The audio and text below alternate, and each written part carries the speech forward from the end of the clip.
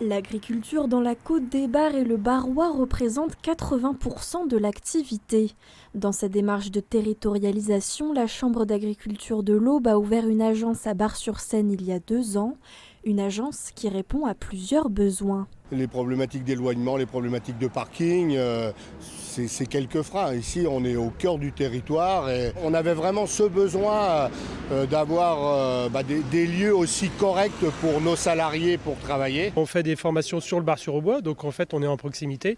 Et là on a une salle au niveau multimédia installée, donc du coup un confort de proximité pour des formations de qualité. Aujourd'hui on veut tout mutualiser, de faire des grosses structures, alors que là on est vraiment sur l'opposé. Et puis ça permet aussi aux agriculteurs de pouvoir se déplacer plus facilement sur les petites structures comme ça, plutôt que d'aller dans la grande chambre d'agriculture qu'il y avait à Troyes uniquement. Un territoire où les agriculteurs sont nombreux et donc où les métiers autour de l'agriculture se développent. Un quart de l'appellation Champagne se situe dans la Côte des Bars, donc on est quand même sur quelque chose d'assez prégnant. Maintenant avec les démarches de circuit court, de vente directe, on voit se développer aussi de la transformation agricole. Et on a un troisième volet, nous, qui est plutôt le tourisme, et le no-tourisme ou l'agritourisme, où là aussi on voit une montée en puissance de ces activités-là. Donc en fait le territoire, il est quand même à vocation fortement agricole, mais avec des activités de service qui se développent, donc des activités commerciales.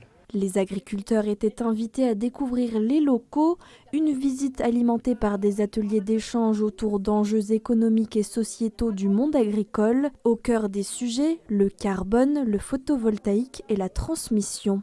Que les agriculteurs puissent connaître justement les personnes qui travaillent sur ces dossiers, essayer d'évaluer quels sont les besoins. Et après, on a un accompagnement sur ces sujets-là, individuels ou collectifs, qui ont cette thématique-là pour ligne de conduite. Ça rentre dans les missions des chambres d'agriculture, de ce qu'on attend d'eux. Transmission du patrimoine, c'est justement très très important. Il n'y a pas suffisamment de jeunes qu'on peut installer, c'est une question que j'ai abordée aujourd'hui. Et on aimerait que les exploitations arrêtent de s'agrandir et qu'il y ait enfin de la jeunesse qui reprenne, parce que ça redonnerait une nouvelle vie à notre milieu agricole, je trouve, et à nos campagnes aussi. D'autres journées portes ouvertes devraient avoir lieu avec l'implantation de futures agences. 3 localisations se profilent pour le moment, Brienne-le-Château, Fontaine-les-Grès et le Pays d'Hôte Chaourçois.